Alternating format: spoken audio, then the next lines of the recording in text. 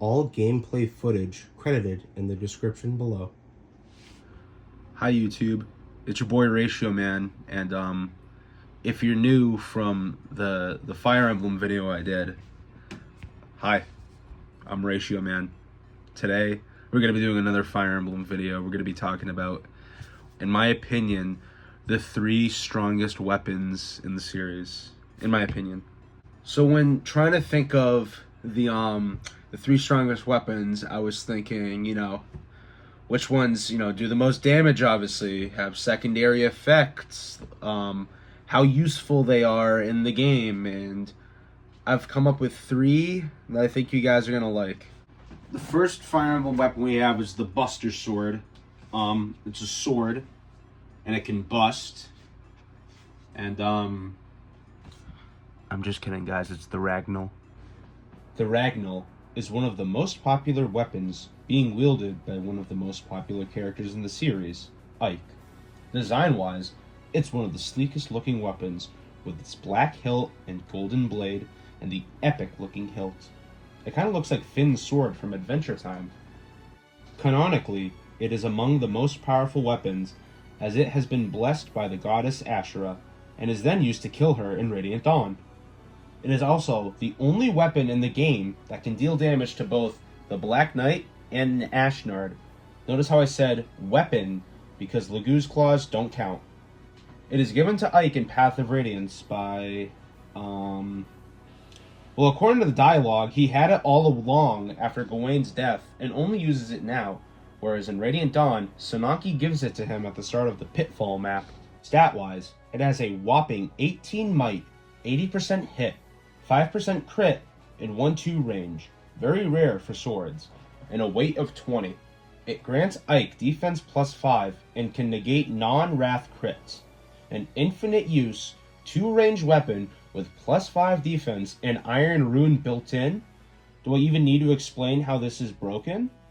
Unfortunately, its main drawback is its availability, as in Path of Radiance, Ike gets it at the tail end of his journey in Chapter 27 against the Black Knight.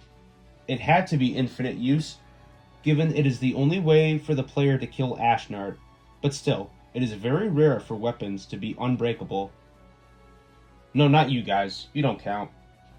At least you get it a lot sooner in Radiant Dawn, as you get it in Chapter 311, so you have the rest of Part 3, 2 Part 4 maps, and the whole tower to use it. Overall, the Ragnall stands out both design-wise and usage-wise, and is a very iconic weapon, just a taste test for the brokenness that we'll get into later. So as you can see with how broken the Ragnall is, these next 2 weapons have their work cut out for them.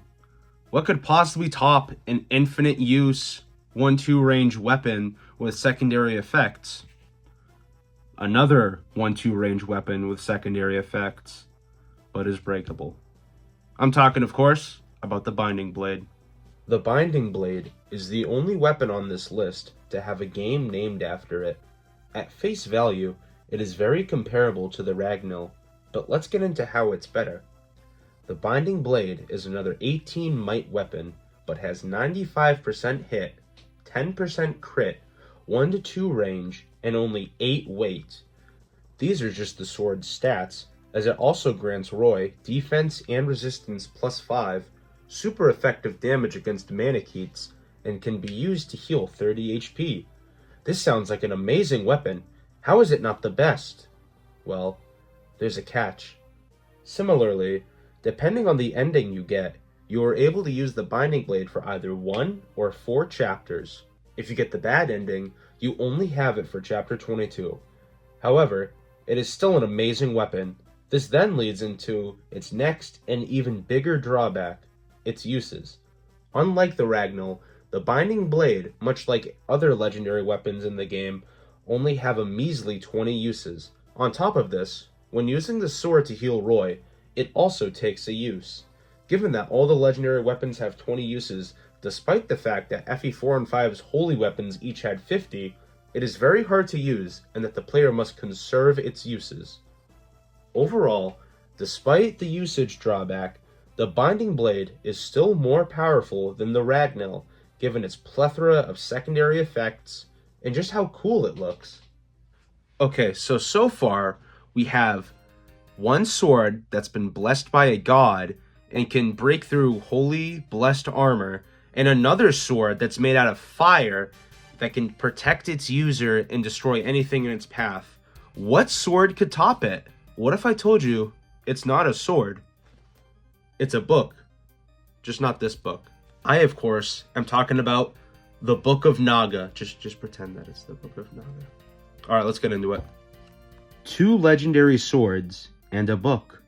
The Book of Naga is not just the most broken weapon in the series, it also has some of the most story relevance.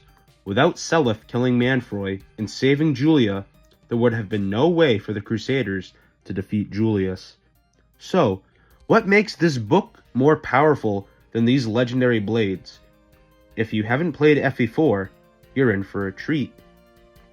The Book of Naga has a whopping 30 might, 80% hit, and 12 weight, and negates Julius's Lopter effect, meaning its damage will not be halved in combat. Julia is the only one who can use it, as she is the only character to have Major Naga Holy Blood. On top of this weapon also grants her a total of 80 extra stats, plus 20 in skill, speed, defense, and resistance. This means an untrained level 1 Julia can survive a round of combat with the menacing Julius. On top of this, like the other holy weapons, it has 50 uses. However, it by far has the shortest availability. While the other two give you the last few chapters to use them, you're able to use the Book of Naga for a whopping 5 minutes. Its sole purpose is to kill Julius or finish off the Dead Lords if need be. This doesn't matter at all though, as the Book of Naga, plus a well-leveled Julia's stats, plus her +5 in magic because of the circlet, plus up to 38 speed with Adept, she can 9 times out of 10 one-round Julius. There is no competition. The Book of Naga is by an FE4 maps mile the best weapon in the series. Okay, I don't know how to screen record on Mac, but like look at her stats. All because of the Book of Naga. And now I'll show you what it's like going into a round of combat with Julius. Pardon my one-handed gaming skills. And my wobbliness.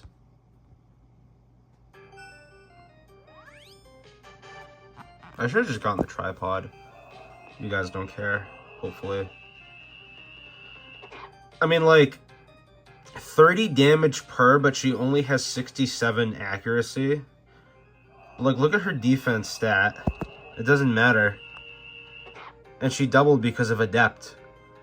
So with one round, she basically did 60 damage. Well, not basically, she did. Is she gonna dodge? But that's okay, because Julius does nothing. And not only that, Julius has a cost, too, because of his high HP.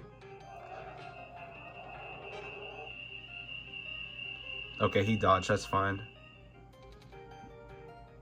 Okay, that's fine. But you see what I'm... yeah, you get it. You guys get it.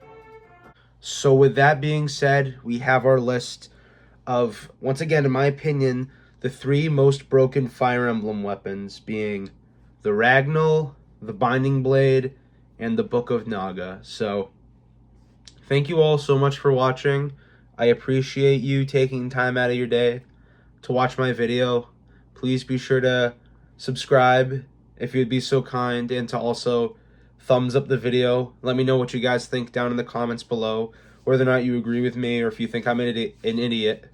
But also, if you guys have other suggestions for videos, let me know. I do my best to reply to every comment. So thank you all so much, and I hope you all have a blessed day. So thank you.